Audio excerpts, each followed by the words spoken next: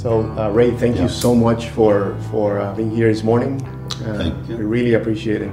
No problem. Thank you. Thank you.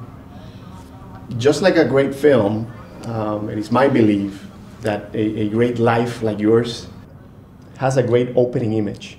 If you can go back into your childhood, what would that opening image look like?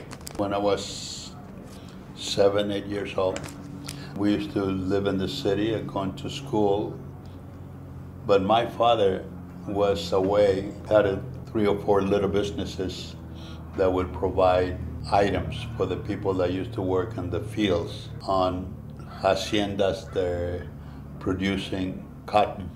So we used to visit him on the weekends, and we used to run the businesses that my father used to own.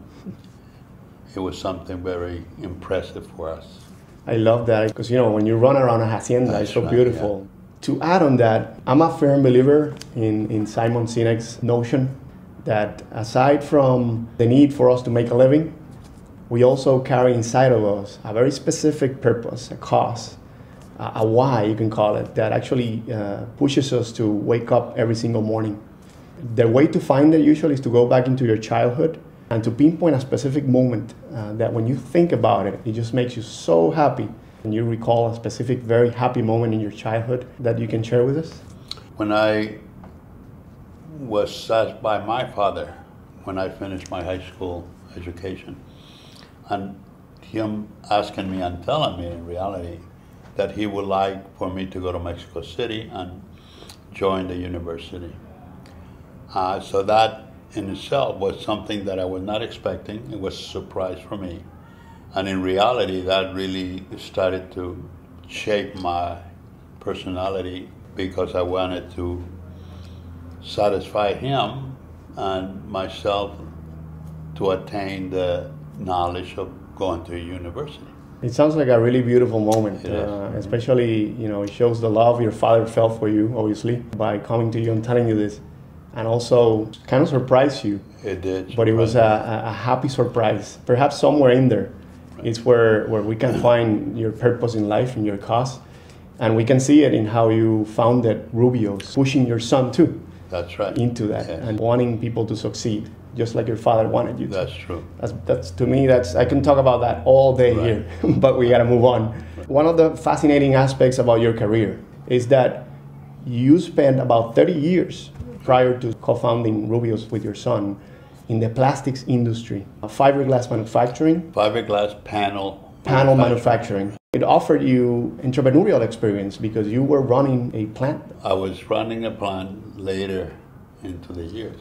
But my first job was sweeping the floor at the plant here in San Diego. Very important point, because that says a lot about your character. Right. So what drew you to this industry and how do you think it shaped your vision of operating a business? It's a very exclusive area of making fiberglass panels. So I liked the product so much that I tried to learn it as soon as I could, and I did. I specifically remember it took me 10 months to learn from sweeping the floors to actually managing one of the shifts because they used to work 24 hours a day. So one of the graveyard shifts, they gave it to me. So that in itself shaped me as how to grow into a business that you don't know much, but if you apply yourself and you like it, that's the main thing, then you can do it, you can learn. You were also mentioning earlier, at some point just prior to actually founding Rubio's in '83, you had about a stint about 3 or 4 years where you were actually helping now businesses. They were calling you. No, this was after we started Rubio's. After. Okay. But all the knowledge that I had acquired up to that point made me credible enough and knowledgeable enough that they were asking me to consult for these big companies. And that's something that I did very efficiently. There was a big company in Mexico, Grupo IMSA, where they wanted to penetrate the fiberglass panel manufacturing business. So they asked me to create the equipment for them and set up the plant, one in Mexico City and one in Monterey, and I did that. Yeah. What was the company you mentioned earlier that were now calling you when they were building a product so that you can help them not only build it but also sell it? That's right. That was Ally Signal, Okay. which is a big corporate company that makes nylon products, and they created a nylon film that specifically was going to be sold into the fiberglass panel industry. And they asked me to join them to go worldwide and help them sell that nylon film. And I did that for a couple of years. Right in the midst of your stint, I guess, within the plastics industry, you honorably served the United States Army in both Japan and Korea. Right. So how did that extraordinary experience really influence your perspective in business, but most importantly in life in general? I would say that it helped create or build my character. Okay, what you learn while you're in the service, you have to absorb everything that you tell them, because they actually tell you what to do, how to do it, and when to do it. Discipline, right? And you cannot say yes or no, or maybe. Exactly. You do it. So that in itself created some sense of how important it is to follow instructions, because later on in my life, I was going to be the one that was going to tell people what to do. On the other side. On the other side of the coin, right. So that in itself really was a big, big, important phase in my life. You were also a seafood importer at some point. Right. How did that happen? My family and myself decided to leave the Los Angeles area. Things were changing on the neighborhood that we were living. So we decided to come back to San Diego. By doing so, we settled in Pine Valley, which is up in the mountains. I visited San Felipe. I was very much interested to buying a piece of property there. But by doing so, I saw that a lot of the fish that was being exported from San Felipe in Mexico, obviously. in Mexico to the United States, how they caught the fish and how they set it up in such a way that they create a truckload of fish and then sell it into the U.S. So I got interested, and I spoke to the fellow that had that specific business. You had the business already there. Okay. Yeah, they were catching the fish, and they used to fresh. Wow. Yeah, they used to cut the head off and gut it, take the kind of stuff fish? out. It was baqueta. Baqueta is a big fish, red fish, bottom fish that they call it, and the restaurant industry likes it very much because it's a very meaty fish. The yield out of that fish is great for the restaurant. So I got interested, I looked into it, and I did have an agreement with the person that was catching the fish, but we were talking about truckloads, not just a little quantity. And I found out where to sell it in San Pedro of Los Angeles. And I learned how to sell it to the guys who would process the fish. 10 to 12 months I did that.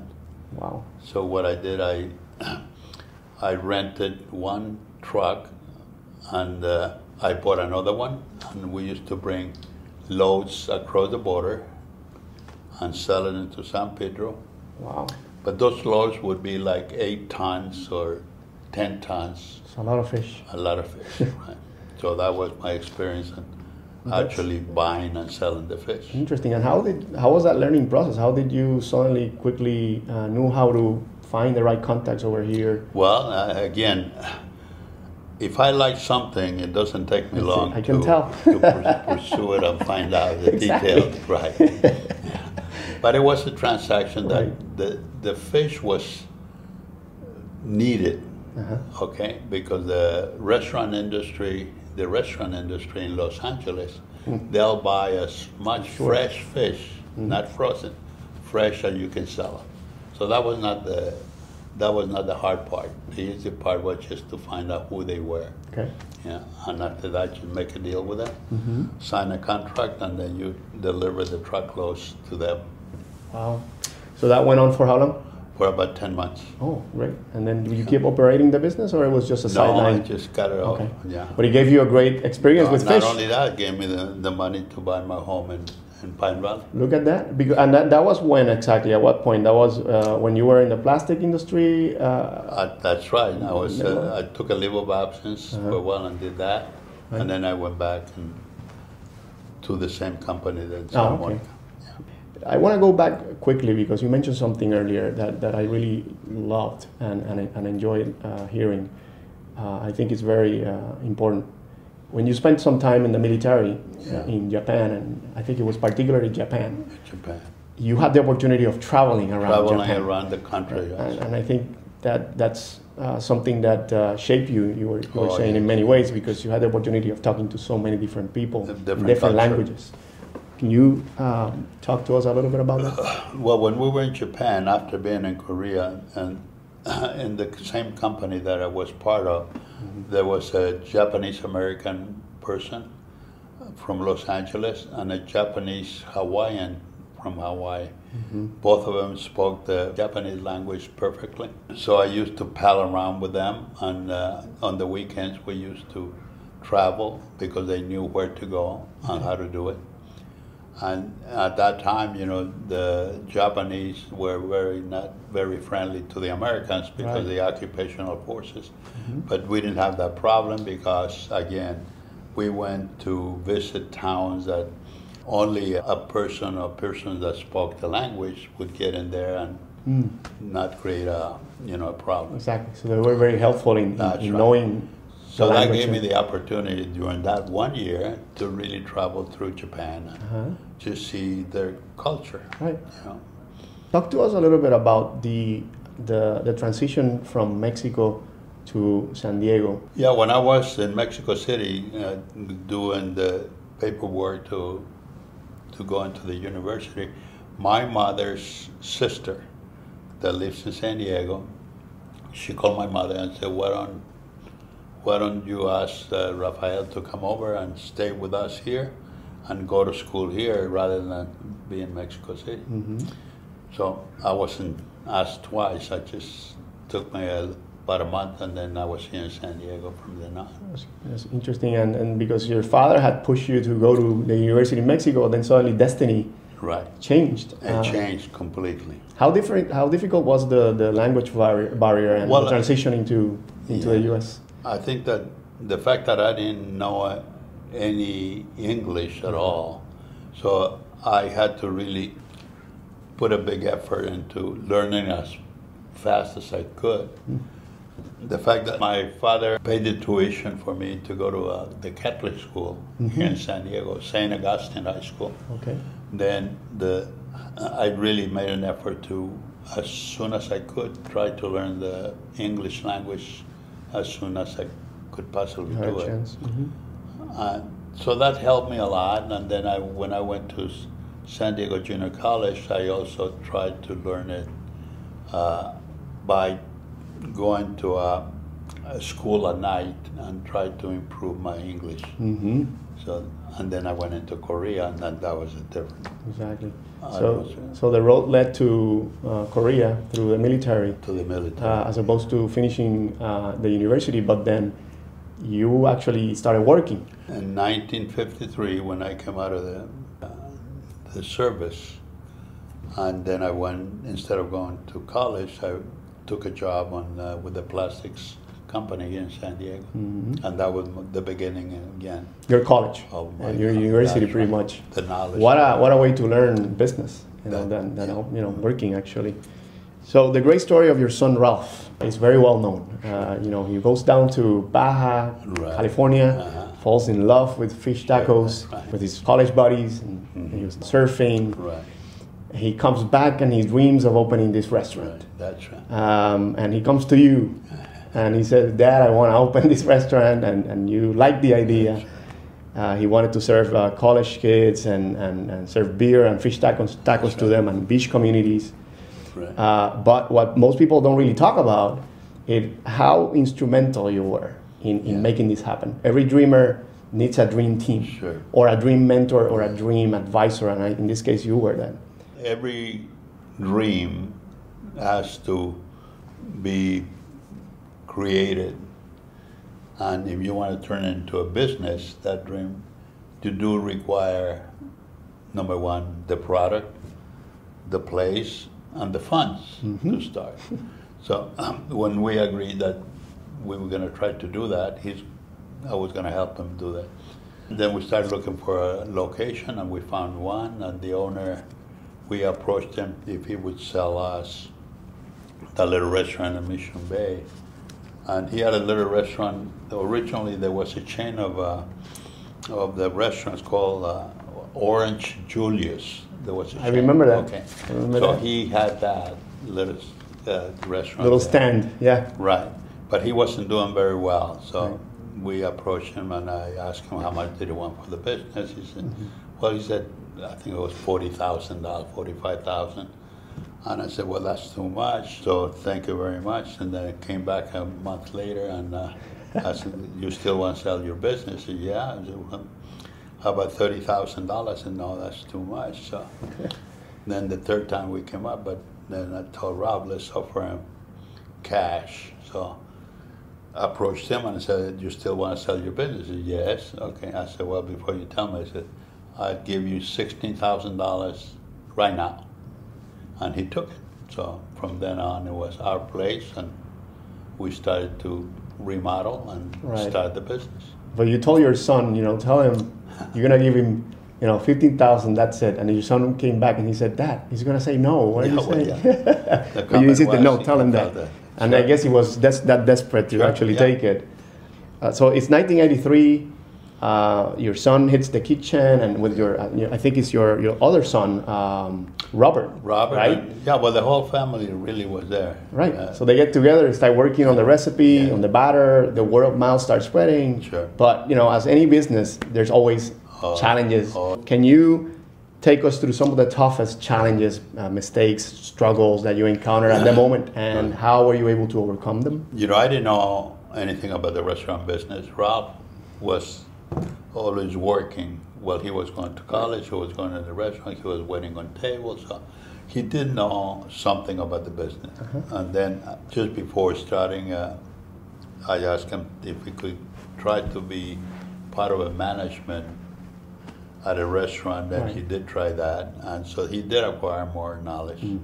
Another great piece of advice, by the way. Go get some experience. Yeah, get some experience out. So once we decided, I said, okay, I have the capital, let's start. We got the place. But there were other instances where we had to hire people, that we had to teach them, the process.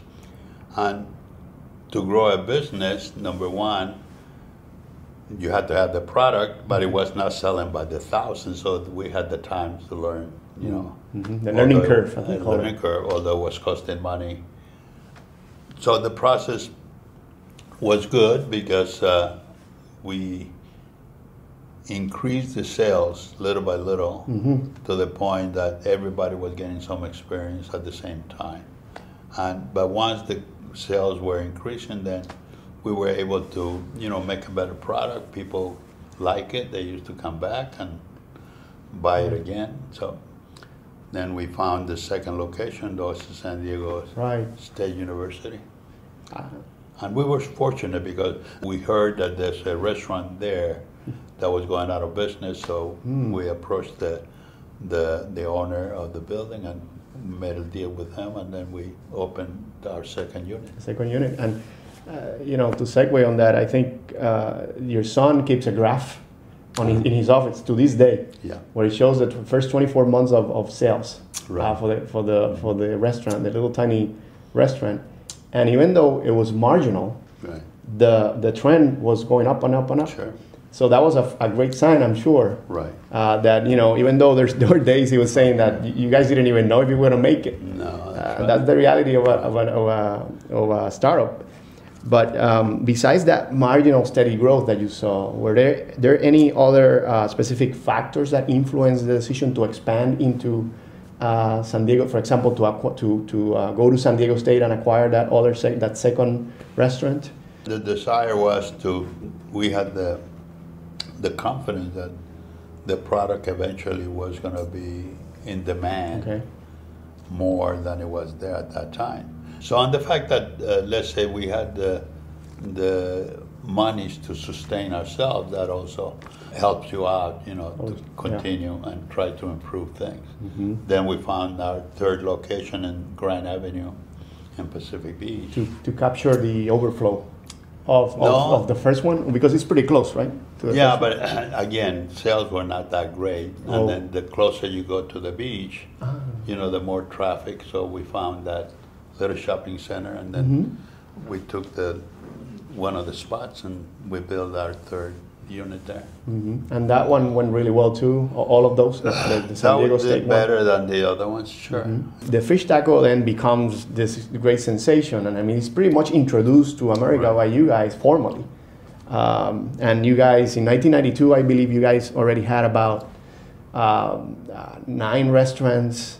By 1992, I believe that you guys, well, actually 16 restaurants, your sales had already hit $9 million. Right. In the restaurant industry, very few restaurants are chain of restaurants. Right.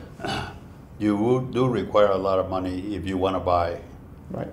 And also, if you're going to open, let's say, 10 units in a year, it will cost you quite a bit of money to buy the profit. Right. So you have to more or less decide to lease the building. The unit. And then, so that's when bank financing came in for the first time. How challenging was it to receive that first piece of bank financing? Well, that went back, when we opened, let's say, the fourth one or fifth one, where Union Bank started to help us finance the openings. We used to put my home as collateral, and so that also helps. Yeah. And then the bank saw that the growth was pretty steady. The product was being recognized as a good one. So they had more confidence on lending money. More comfort, right? How much was the actual total cost of a new unit? Started at about $150,000, and it jumped to $200,000, $250,000. So now I think that to open a unit is about $600,000, $700,000. Yeah, it's way more. Right. So the bank would provide some of that. Some of that, a percentage of that. A percentage of that, and then you would put the rest of the money. I always say coping with success is not a bad challenge to have. You guys were pretty successful by, say, 1995. You actually had the first round of venture funding. Right. What were the positive and negative aspects of, for the first time, having venture funding or venture capital coming into the company, and the impact it had on the transition from being a family, operated, managed business into a business now where you were bringing in outside executives? We had seen that in order to grow the company at the pace that we felt it was good, we had to bring outside capital, and so we hired a couple of attorneys that gave us the idea how to do it, and then they set up the advertisement really of Rubio's, showcasing it to potential investors. Yes. So we kind of did the presentations to a few of them.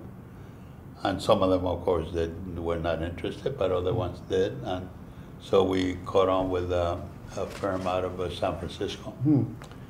And they provided enough capital to just keep the growth. But we were not talking about selling the company or going public. At that time. But the investors from San Francisco, they already had in mind that if they're going to put their money into this growing company, eventually they wanted, of course, to get a good return. And they did when we decided that the thing to do would be take it public. Right. And how did the first round of venture funding impacted the fact that now you were transitioning into bringing outside people from the outside management to operate the company? How was that change of culture, I guess? Oh, it does change quite a bit, because from a family-owned company, you know, to go the next step where you do need different quality or executives that will help you grow. Right. So they had a different vision on how to do it. So we had to make certain changes on the way we run the company. So, but all of it taking one step at a time. Right. And bringing in, let's say, like a CEO, a marketing person, right. an operations VP. So we had to kind of take that step and research who is going to be the best person to come in and be the CEO and the VP of operations, which was very important. So, yeah, we took all those steps and we were successful. And was so it was pretty much smooth, the transition, or were there challenges? The new individual coming in, for instance, one of them was the VP of operations, who used to be an ex-Pepsi Cola guy. That he has a different vision than we had. So the changes that he made were different from what we would think he should do, but you had to kind of let him do it, since he did have the experience, you know. The marketing person, same thing. So you have to let go and let them do what they were brought in to do, right? That's right. So in '98, the company now is doing extremely well. Where you know, I believe that you guys are opening about 9 restaurants average per year. The economy is ripe with IPOs. What persuaded you guys at that time to actually go public, as opposed to selling, you know, and cashing out? Well, actually, there were no buyers. Looking to purchase the entity. I don't remember. There might have been 1 or 2 questionable.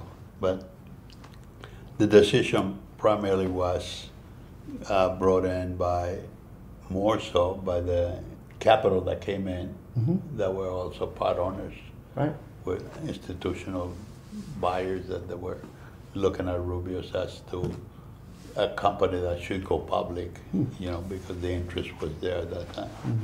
So the decision was made, and then just went with it. There were a lot of thoughts, of course, later on, should we gone not public, just kept it private, keep opening, from my part, because again, once you go public, it's a different company. Yeah. You're not part of the operation the way you were before. So Do you think it was a decision that was a lot has to do with the fact that it was influenced by the times? Because I mean, I think it was at that point we had the .com bubble exploding, and then everything went down. But I think it wasn't only .com companies. It was businesses like yours, even going public. So that was an interesting time. Right. So you know, hindsight is 2020, but it took you guys quite a few years, and the closing of a few locations, places like Denver, Salt Lake City.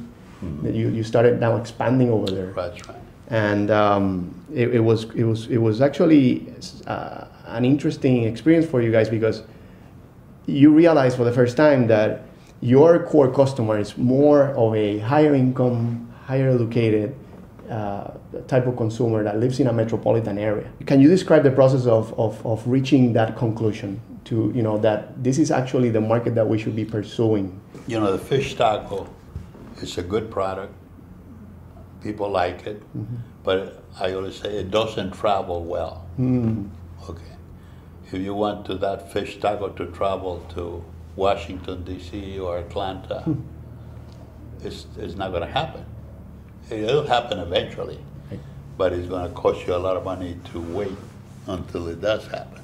So what we thought it would be 1,000 units chain, it never happened. It wasn't. Okay, because again, it's a different product. Right. Okay, and then you reach that customer level that your customers are going to be not the people that go to McDonald's and buy 99-cent burger instead of buying a 99-cent fish taco. Okay? Right. So all those details that are connected with growth and expansion you have to come to reality and say it's just not going to happen. Okay, so you try to keep improving your units, make them nicer, cleaner. So we at one time we put the fish tanks and all that. Now really? they took them out. So again, all of it is related to how, in volume, your product is accepted. That's right. You have to measure. Learning from that and then That's right. reacting accordingly. Accordingly to that. So the impact of closing a few stores, did it have a big impact on the company? You do have to do it because, again, Bite the bullet, right? that's right. In other words, maybe not enough research was done on those areas. Okay, the demographics we thought were there, or whoever the marketing person was, he decided to do that, and it didn't work. So I find the following quote from your son to be very telling about the success of Rubio's. He said, before you take that big step to grow your company, make sure that you're tied into your consumers. The demographics, that you already know who the demographics are for your product. You already know. It's not the Hispanics at the barrio. It's going to be over here and not over there. Exactly. So you already know your demographics. So those are the steps that you have to really recognize before saying, I'm going to open another 200 stores. You already know that the 200 stores, it'll take quite a while to fit the demographics. The demographics are the ones that really will tell you where you should take a chance and open 2 units, 3 units, or 10 units. Right. And I think you also mentioned before, to follow up on that, the reason why perhaps the franchising route was not pursued is that there's a big difference between a taco, again, how you prepare a taco, a fish taco, and how you prepare a product from a typical fast food restaurant. Yes. The company tried to sell franchises, offering the franchise to the person or person that would love to buy a franchise, or franchise it to let's say another company will buy 40 franchises because they feel the product is good.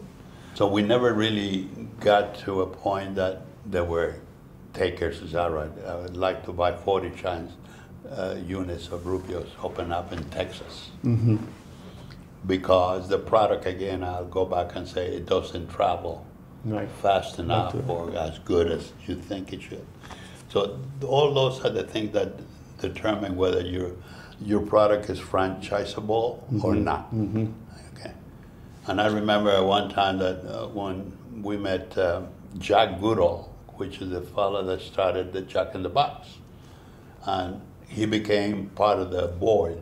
But he became part of the board after I left. But I met Jack, and at one time he thought that the product could be franchised quite a bit, but it wasn't so. When he saw the operation at the back of the house, and he saw that making a fish taco is not as simple as a process, as a Jack in the Box burger, then he really thought that it may be a problem franchising and this taco. That's a great point, because most people that have a dream and that have a concept of a restaurant, they sometimes think, I can create a franchise out of this. But the product sometimes limits you. Let me tell you something. Amazing. I haven't said this for quite a while, but Baja Fresh was another chain that at the same time we were competing against them. They were more successful in sales than us. Different product, but their customer was different than ours. Okay, but their sales were higher than ours per unit. And at one time, Wendy's got interested and they bought Baja Fresh. And I understand they bought it for about $220 million. And they thought that they were going to make that Baja Fresh shine. A big franchise now, They could not make it go.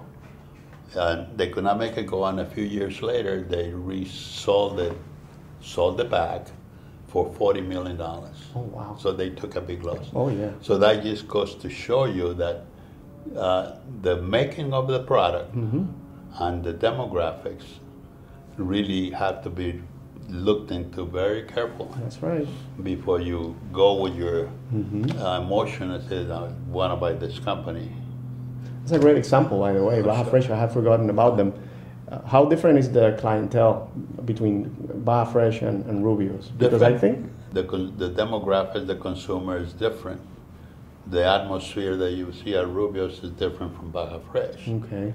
Baja Fresh is more like a fast food thing. Us, we're like one step up. Oh, okay. Yeah. That leads me to the next question, which is about that. Exactly. There's a big difference between a fast food restaurant and a fast casual. That's what they call now a fast casual. That's right. Rubio's is considered a fast casual restaurant. Okay, but then if from a business point of view, they may say, well, what should I go to the fast casual Right. or the other one? Because my sales are going to be less. Maybe my profit is going to be less.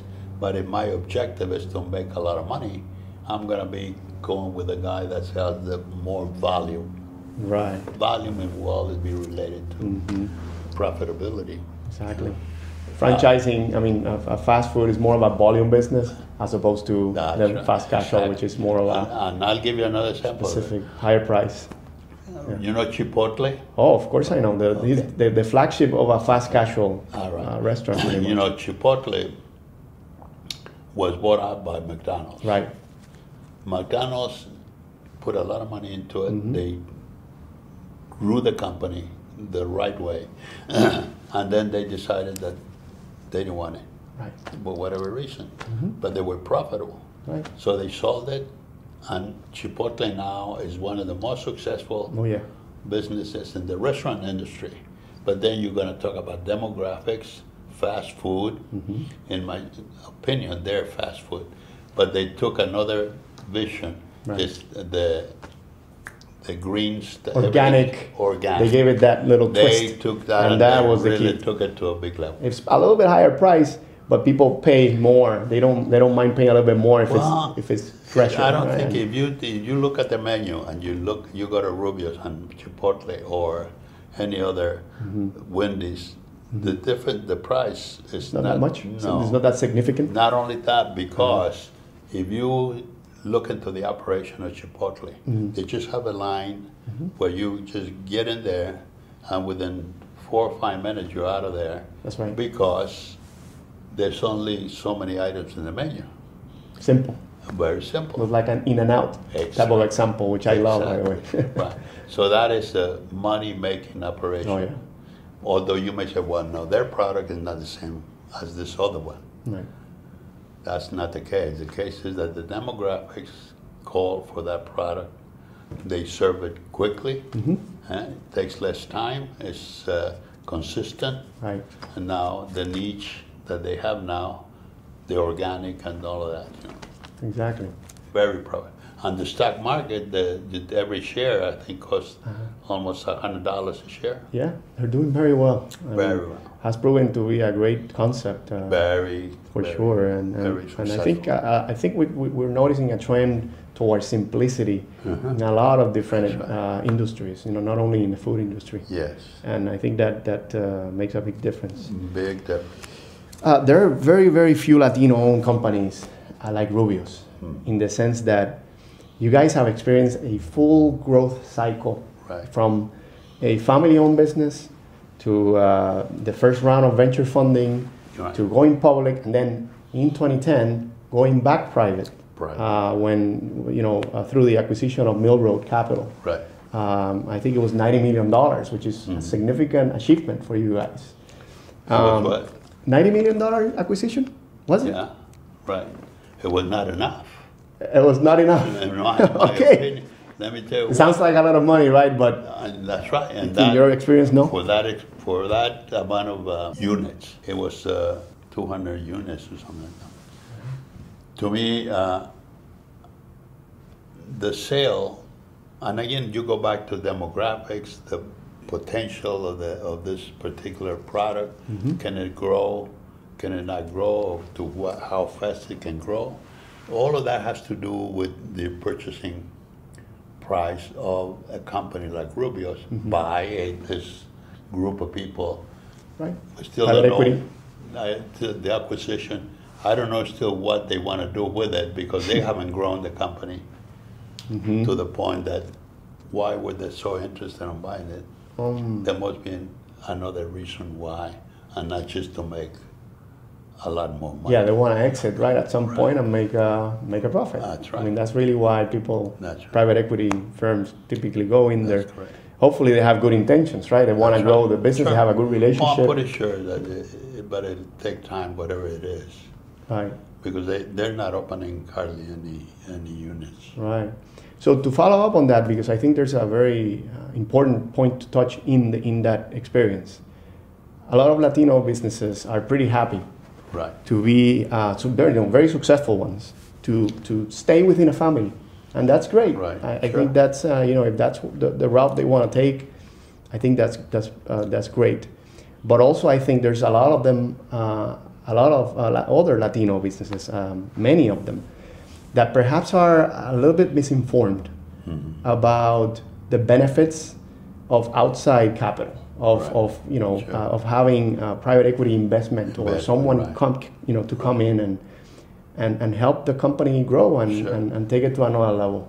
What would you say to these Latino business owners perhaps that are maybe misinformed about this route and would really benefit from exploring these alternative sources of capital? Well, if it's a family-owned business, and there's a couple of them, like the company that makes the cheeses up in Los Angeles. There's a few of them that are very successful, yeah. Right. But if the ownership, which is the family, and there again goes the difference between the feelings of a family-owned company to the company or individuals that want to make more money, grow the company. The vision. Okay, in my opinion, the way I would do it, I would start getting some consultants to advise me. Okay. Give me your opinion as to, can I grow this company from $60 million to $100 million? Right. And just give me your opinion and tell me how should I do it. But not only one, I will go 2 or 3 people and kind of let them convince me whether I should grow it by maybe bringing more executives, new thinking. Okay, if that's the way to do it, I may have to separate some of my family out of this business, Right. But that's reality. Yeah. And for them to be convinced that that's what they want to do because they're not sure, and they don't want to bring the outside capital, and that's the only way really to grow a company and make more profit. That is true. And so you guys experienced this. Did you guys hire consultants and people from the outside to actually guide you in telling you? Did you experience this? Oh yeah, we did talk to, not in the purpose that I'm expressing to you, because, Right. but at that time, some of the people that we knew were given. Oh, you were a public company That's anyway, right. so that's That's different, right? Sure. It's even different from a mom and pop Correct. or a family That's business. right. Yeah.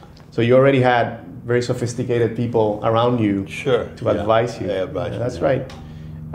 I think that's very important because most of these businesses they have an amazing potential of growth, Sure. and they sometimes just get very comfortable with just typical plain vanilla bank relationship, banking, bank financing, and there's so much more out there to explore. Yeah. Information that you don't even know yourself.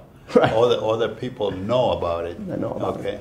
So you have to kind of bring them in and just question them, and you may have to pay them because they're doing some consulting work for you, advising you. Of course. Which is fine. See, that will be money well spent. Yeah. Just bringing knowledge that you don't have Oh yeah. from someone else. Yeah. It all comes down at the end to the family and what their vision of the company is really, because I've heard of many cases where you have a certain family member who wants one thing, That's right. another family member who looks at it differently, Sure. and that's where I guess outside advice and help would really Exactly. help to figure it Clear out. out. Right. It is my belief that the moment you learn how to give genuinely is the moment you really become successful in life. How has your life been enriched through giving? Well, you know, my legacy would be that I was the part of the beginning of this company. I contributed with one part, which was very important. Instrumental part, let me tell you. Yeah. So that in itself, and then the potential that we had as a family to working together. And my 4 sons, no, 3 sons, because the youngest one, Roman, he never really worked with a company. He was in college and he's a teacher now. Richard, very involved in the construction of the units. And that in itself is good knowledge that he acquired.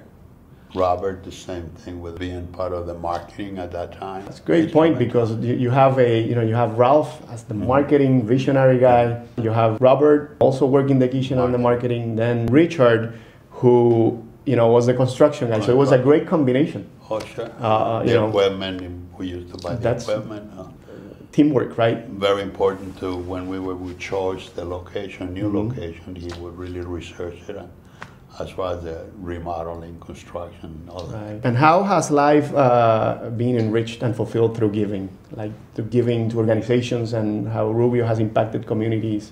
Have you guys, how do you feel that has been enriched? Your life has been enriched by that? My life, me as a person. Because I know you guys also give and support, right? Yeah. Organizations. And right. But I think causes. You also think that you are contributing something by Rubio's being here for this area. That's right. To all of that. That in itself is a contribution. I get it. Yeah, to the community, to your family. That's right. To building such great kids and children that actually were able to grow this business. That in itself, I get it. Yeah, I think that's beautiful. It is. Yeah. Ray. It's been a pleasure. Thank you so much for doing this. We really appreciate it, and we want to thank you. No problem. I thank you. Okay, for taking the time. Very good. Thank you. Thank you. All right.